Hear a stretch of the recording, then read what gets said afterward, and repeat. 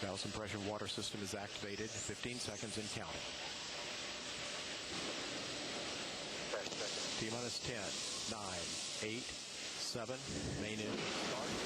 5, 4, 3, 2, 1, and liftoff of Spae Shuttle Atlantis to assemble the framework for the science laboratories of tomorrow. Houston now controlling. Houston Atlantis, roll program. Roger, roll Atlantis. Atlantis' roll maneuver is complete. The orbiter's in a heads down position on course for a 51.6 degree, 137 by 36 statute mile orbit.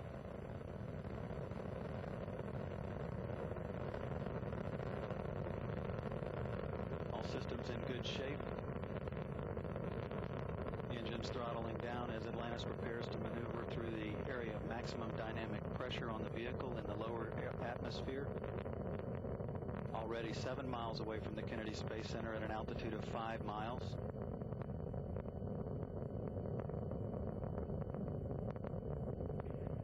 Houston, Atlantis, go at throttle up. Copy, Houston, go at throttle up. 1 minute, 10 seconds into the flight, the 3 liquid-fueled engines are back at full throttle. At liftoff, the fully fueled shuttle boosters and external tank weighed 4.5 million pounds. It now has burned half that liftoff weight in propellant.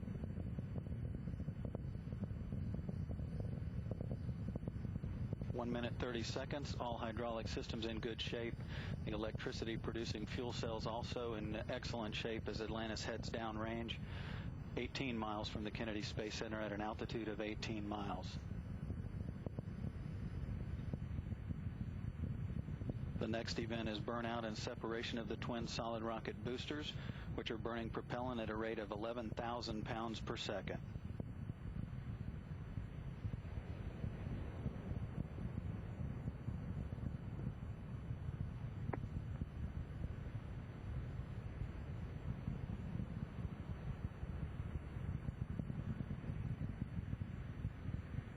SRB separation is confirmed 2 minutes, 15 seconds into the flight. Atlantis is traveling 3,000 miles per hour, downrange from the Kennedy Space Center 46 miles, altitude 35 miles.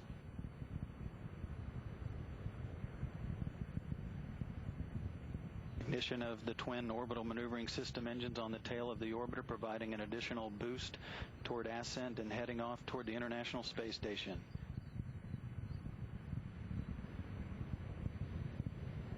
Two minutes, 45 seconds into the flight.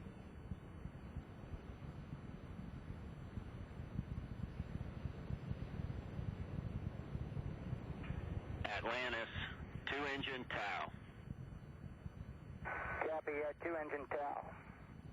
Atlantis can reach Zaragoza in Spain in the event of a single engine failure. However, all 3 engines are continuing to perform as expected. Hydraulic systems in excellent shape, as are the fuel cells producing the electricity for the vehicle.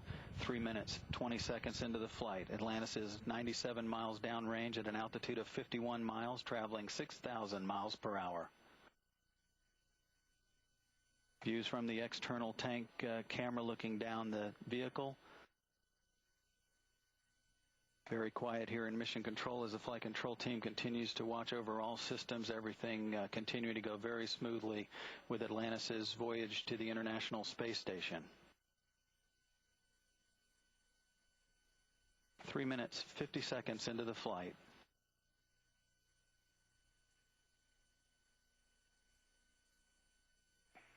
Atlantis, negative return. Roger, negative return. Atlantis can no longer return to the Kennedy Space Center in the event of an engine failure, but all 3 are continuing to perform well, as are the hydraulic systems and the electricity-producing fuel cells. 4 minutes, 20 seconds into the flight. Atlantis is 175 miles downrange from the launch site at an altitude of 62 miles, now traveling 8,000 miles per hour.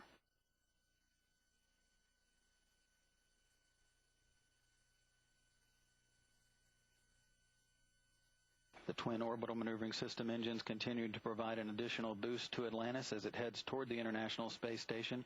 That OMS assist should wrap up in the next 15 seconds or so. All continuing to go very smoothly with Atlantis' trip to the International Space Station. On board, Rick Sturckow in the forward left seat, Lee Archambault in the forward right seat, Pat Forrester, the flight engineer, between them. Steve Swanson serving as mission specialist number 2. Clay Anderson on his way to the International Space Station to replace Sonny Williams. Atlantis, press to ATO. Copy, Houston, press to ATO. 5 minutes, 30 seconds into the flight. Atlantis can reach orbit on 2 engines now, should one fail. However, all 3 are still performing as planned. Atlantis, single engine, ops 3. Copy, single engine, ops 3.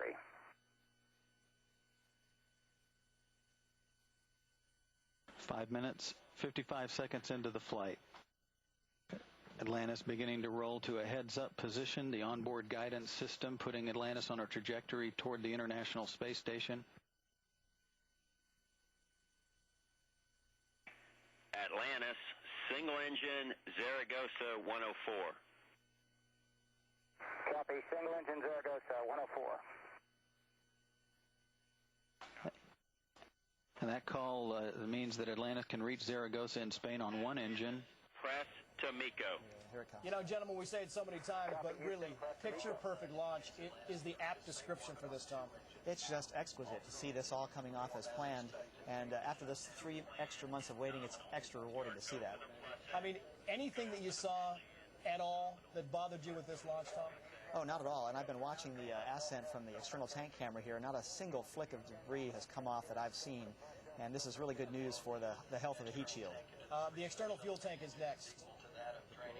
Right, we're at about 7 minutes. There's about a minute and a half now to get to orbit. The crew's now squeezed back into their seats with 3 times the force of gravity, and now they're just hanging on to make the orbital velocity at about 25,000 feet per second. Mach 25. Rick Mastracchio, your thoughts on this? Oh, it's a beautiful launch. I tell you, the only folks more excited than the 117 crew are the 118 crew. The next crew. Exactly. Is it fair to say that now, I know that they're excited to go, but when they get to this point, Rick, are they taking kind of a sigh of relief, a deep breath to say, you know what, we are on our way? Oh yeah, I'm sure they are, but you know, the easy part's behind them. Now they got to work hard for the next 14 days and have a good time doing it.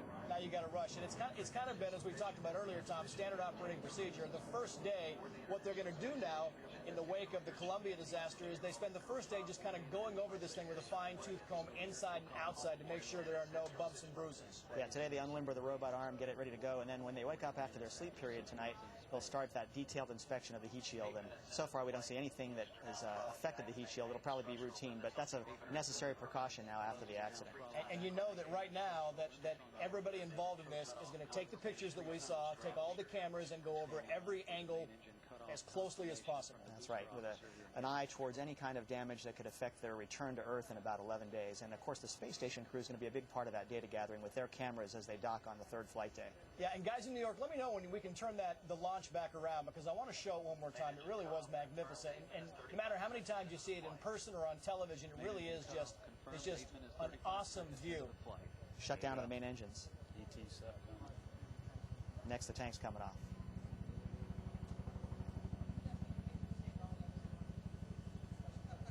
Separation of the fuel tank has also been confirmed. Yep. The crew handheld photography. Thrusters firing to the move fuel away. tank has also been confirmed. The crew handheld photography setup will be underway shortly with a +X maneuver that's managed by the commander on board. Those little pieces you see coming up free are ice crystals from the separation of the fuel lines. And talk about the handheld photography that's going on by the crew. Following away, When they get to a position where they're a few hundred feet away, they'll roll around and actually use their own cameras to shoot the condition of the tank, and then downlink those photos digitally to the ground, and they'll be able to examine how that tank looked after separation.